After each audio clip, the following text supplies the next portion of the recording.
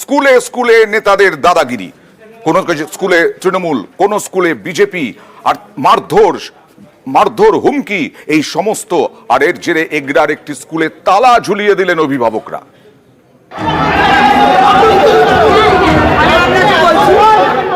বুধবার ছিল রাজ্য বিজেপির ডাকে 12 ঘন্টার বাংলা বন্ধ সফল করতে শাসানি। বহরমপুরের জেন একাডেমি প্রাথমিক বিদ্যালয়ে ঢুকে হুমকি।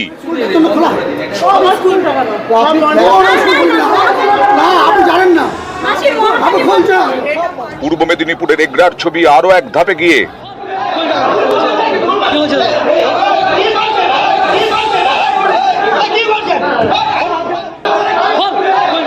স্কুলে তাণ্ডব, শিক্ষকদের উপরে হামলা, মারধর, ভাঙচুর, শিক্ষকদের আঙুল উঁচিয়ে হুমকি, কিছুই বাদ যায়নি।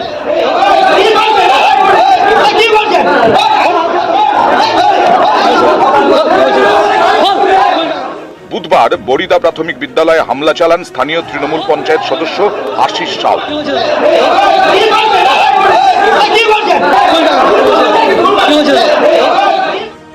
শিক্ষকদের দাবি, বুধবার বন্ধের দিন স্কুল বন্ধ করতে অনুরোধ করেন বিজেপির নেতাকর্মীরা, কিন্তু স্কুল বন্ধ করা হয়নি।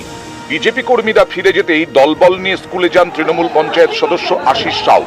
স্কুল বন্ধ করতে বলা বিজেপির নেতাকর্মীদের নাম জানতে চান। অভিযোগ, স্কুল শিক্ষকরা নাম বলতে না পারায় শুরু হয় হামলা, শিক্ষকদের মারধর।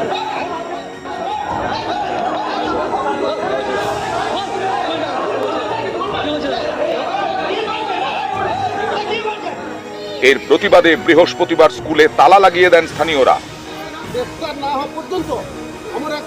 স্কুল বন্ধ করেছি, যখন বাচ্চাদের তো নিরাপত্তা করতে হবে। পঞ্চায়েত সদস্য ছিল, ওনাকে ভোটার ডেকে তাকে জিজ্ঞাসা করে গ্রাম ডেকে তারপর মোটামুটি স্কুল চালু করবো। এর জন্য দায়ী মানে সেবুদের পঞ্চায়েত আশিস সাউ।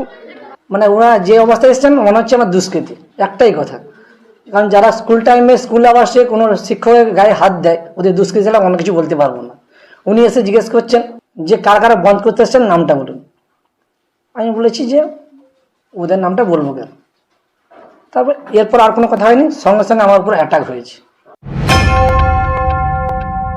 জানতে চাই যে স্কুলকে বন্ধ করতে এসেছিলাম না, বন্ধ করতে এসেছিল, আমরা স্কুল কন্টিনিউ করব। তখন আমি চলে আসতে যাচ্ছি, বেরিয়ে আসবো, সেই সময় একজন মাস্টারমশাইয়ের সঙ্গে একজনের কথোপকথন হয়। সেই ঘটনার পরিপ্রেক্ষিতে একটা অপ্রীতিকর ঘটনা ঘটে। আমরা ছাড়া মানে উভয় পক্ষকে সরিয়ে দিয়ে আমরা চলে আসি। আর এর বাইরে আমার কোনো জানা নেই। পঙ্কজ দাশরথী এবং প্রণব বন্দ্যোপাধ্যায়, নিউজ 18 বাংলা।